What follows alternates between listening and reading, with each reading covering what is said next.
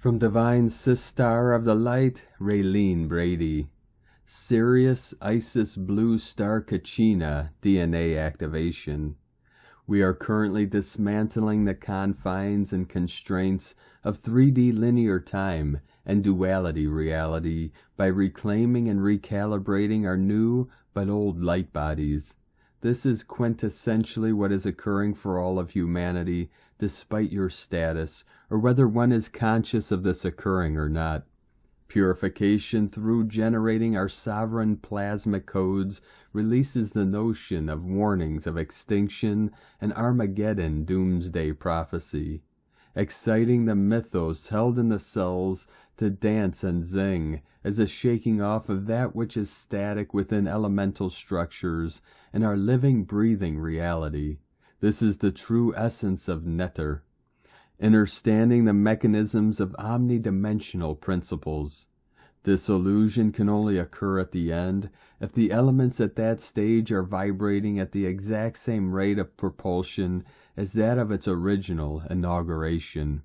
This is tricky business, as within linear time, separated consciousness, reality does not exactly appear to be the same at the end as in the beginning.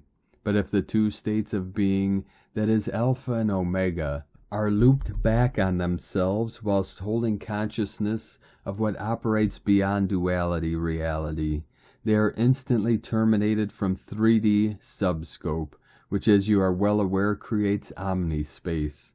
You see, the lens of duality is the manifesto of atomic principles in matter. Otherwise, all coexists beyond entropic matter. This is also a form of suspended animation. The basis of our omni-nature and the principles governing this include the principles of anti-gravity techniques, also the disentanglement of karmic imprints and the collapsing of space and time relativity constraints, along with the opening of wormholes generated by our supra-consciousness directly interfacing with our spiritual and natural world. In this way, we're all instruments for spirit materializing through matter. The seeking of purpose, be it service to others or service to self, has us all ultimately on the same trajectory. Interestingly, service to others influences service to self. Service to self will still utilize the same gateways of pure love, gratitude, harmony in order to extract experience for themselves, and in so doing the source-coded vibrational reference point rub-off. In separation, the illusion of space-time is used as a medium for the development of the result of these choices freely made. In this way, ultimately, all entities learn no matter what they seek. Therefore, time may be a measure by speed of the outcomes being observed as either rapid or slow. In this manner, we can observe galactic entropy, or negentropy, within the natural laws and conditions governing stellar consciousness as fluid not set. As you know, the compounds of time-release factors are encrypted in the divinity held in nature. You also hold these in your DNA and genetic makeup. Gene Isis, or Genesis, is a key code for this internally. Within the limitations of linear time and duality reality, polarity pull, one receives Genesis as being a one-off event. However, outside of linear time, Genesis is perpetually occurring.